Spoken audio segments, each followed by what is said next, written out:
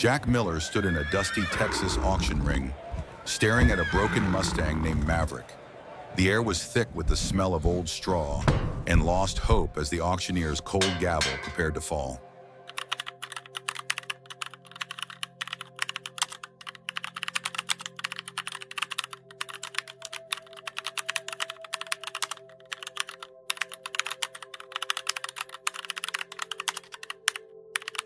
The gavel hovered in the air like a predator's claw.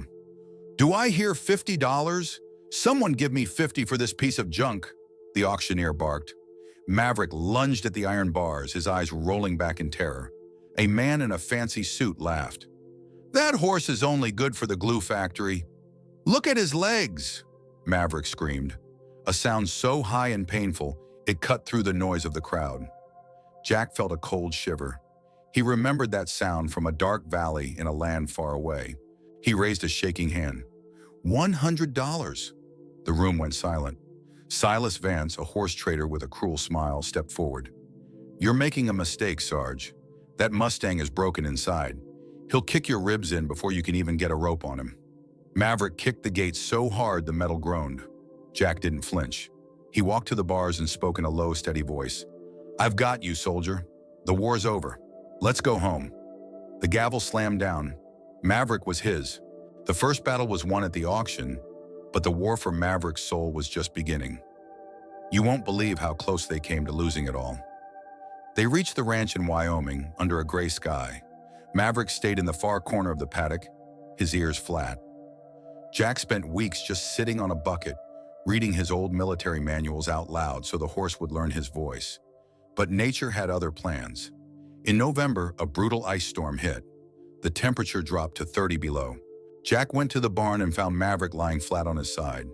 The horse's breath was coming in short, painful gasps. It was colic, the silent killer. Jack's heart hammered. The roads were blocked by 4 feet of snow. No vet could get through. "Not tonight," Jack whispered. He climbed into the stall, lying down in the cold straw next to the horse. He wrapped a heavy wool blanket around both of them. For 12 hours, Jack rubbed Maverick's belly and whispered his own secrets, his fears, his losses, and his hope for a new life. He cried into the horse's mane, his hot tears freezing on the wool. As the sun peeked through the barn cracks, Maverick let out a long, deep sigh. He slowly pushed himself up. He stood shaky, but alive. He turned his head and, for the very first time, rested his velvet nose right against Jack's cheek. The wall had finally come down. They were finally a team, but in the high mountains of Wyoming, there are things much hungrier than a man or a horse. Stay with me, because what happened next was a true test of blood. By spring, Maverick looked like a different animal. His coat was shiny, and his muscles were lean and strong. Jack decided it was time for a long ride into the foothills to check the water lines. The air was crisp and smelled like pine needles. Everything seemed perfect until they reached a narrow trail near the Devil's Slide. Suddenly, Maverick's ears snapped forward. He froze. The birds in the trees stopped singing. The wind died. Jack felt the hair on his neck stand up. He looked toward a pile of gray rocks 20 feet away. A massive mountain lion was crouching there, its yellow eyes locked on them. Jack reached for his rifle in the scabbard, but as Maverick shifted his weight, a loose rock gave way. The horse stumbled and Jack's leg got pinned against a boulder. A loud snap echoed through the canyon. Jack let out a cry of pain. His ankle was shattered. He was stuck on the ground, helpless. The mountain lion saw the movement and saw an opening. It let out a low hiss and leaped. But Maverick didn't run. He didn't throw Jack off and flee for the ranch. Instead, he lunged forward. The horse let out a roar that sounded like a war cry. He reared up on his hind legs, his massive hooves striking the air like hammers. The lion swiped at Maverick's chest, its claws tearing through the horse's skin, leaving 3 long, red gasps. Maverick didn't back down. He landed a heavy blow to the cat's shoulder, sending it tumbling into the brush. The lion hissed and tried to circle around, but Maverick was faster. He stayed directly between the predator and Jack. He shielded Jack's body with his own. Every time the cat tried to move, Maverick was there, baring his teeth and stamping his hooves. This wasn't a scared animal anymore. This was a guardian.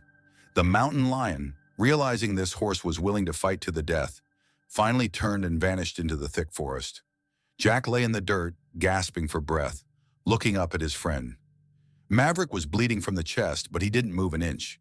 He stood over Jack, guarding him for 4 hours until a neighbor heard Jack's emergency whistle.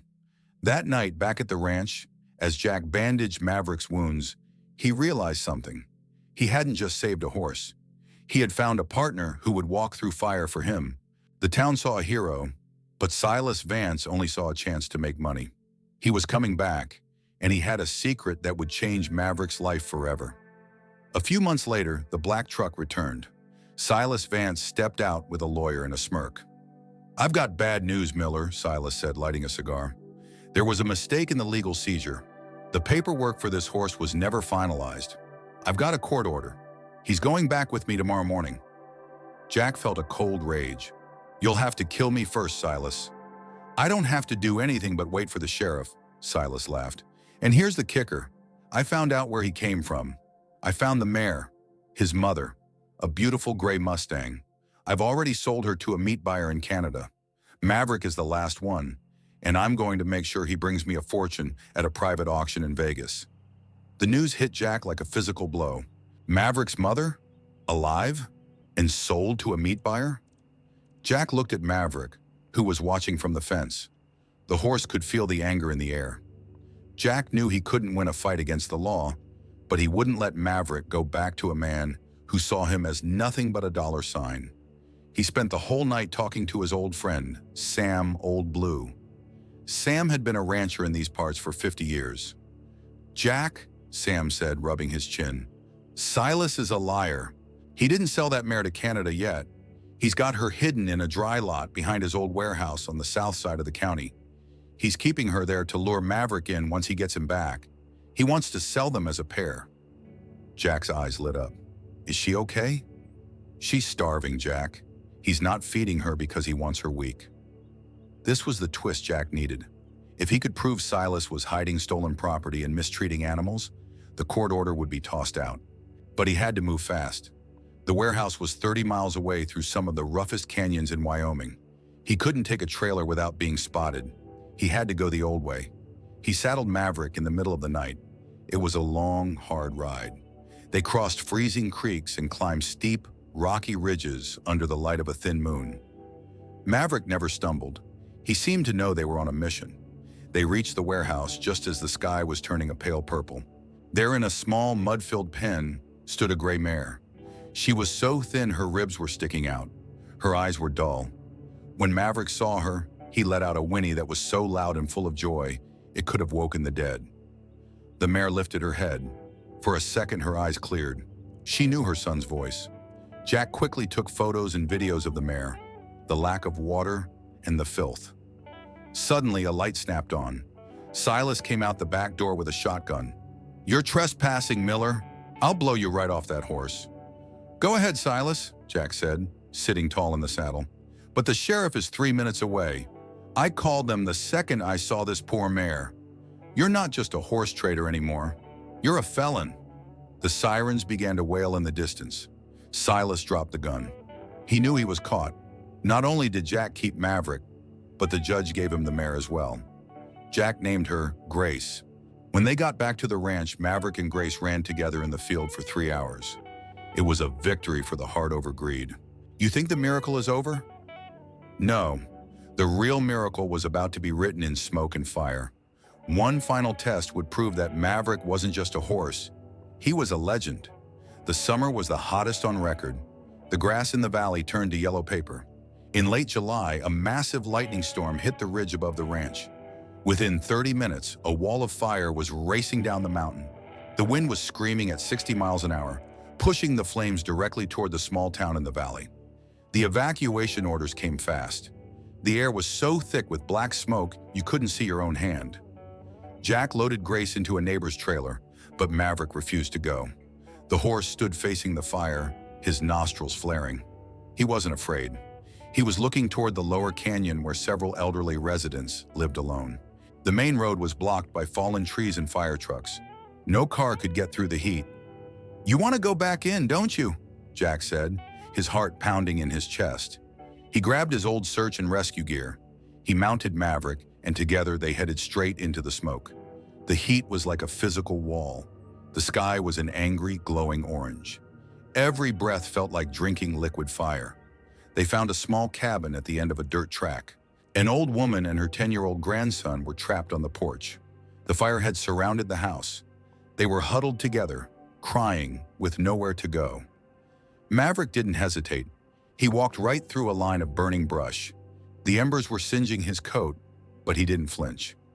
Jack reached down and pulled the boy up into the saddle. He helped the woman climb up behind him. Maverick was now carrying over 400 pounds of weight through a furnace. The smoke was so thick Jack couldn't see the path. "Find the way, Maverick," Jack yelled. The horse used his wild instincts, feeling the ground beneath his hooves. His breath was coming in ragged, heavy sobs. His skin was hot to the touch, but he didn't stop. He pushed through a falling fence and leaped over a burning log like he was back in the wild. Just as they reached the edge of the woods, a massive pine tree crashed down behind them, sending a shower of sparks into the air. Maverick lunged forward, breaking through the final wall of smoke and onto the wet pavement of the main road where the fire crews were waiting. He had done it. He had saved them all. A week later, the fires were finally out. The ranch had survived. The whole town gathered at the local Hoi Truong. Jack stood there in his old army uniform, but he wasn't the center of attention. Maverick stood beside him, his coat still smelling slightly of smoke, his head held high. The governor of Wyoming stepped forward. He placed a blue ribbon on Maverick's bridle. It was the Medal of Bravery, an award usually given to soldiers. The little boy Maverick had saved walked up and hugged the horse's neck. The boy looked at the scars on Maverick's chest from the mountain lion and the singed hair from the fire. He looked up at Jack. "Is he a superhero?" the boy asked. Jack knelt down and looked at the boy. He thought about the auction ring, the cold barn, and the fire. He thought about how he and this horse had both been broken when they met. Jack's voice went a little hoarse, and he had to take a breath to keep from crying. "No, son," Jack said softly. "He's just a friend who never gave up. He was a miracle waiting to happen. All he needed was someone to believe in him." As the sun set behind the Teton Mountains, painting the sky in gold and purple, Maverick let out a soft snort and nudged Jack's shoulder. They had both come a long way from that dusty ring in Texas. They weren't broken anymore. They were finally, truly home.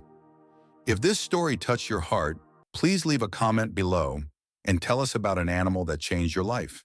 We read every single one, and if you want to see more stories of hope and rescue, click the video on your screen right now. There are so many more heroes waiting to be found. See you in the next one.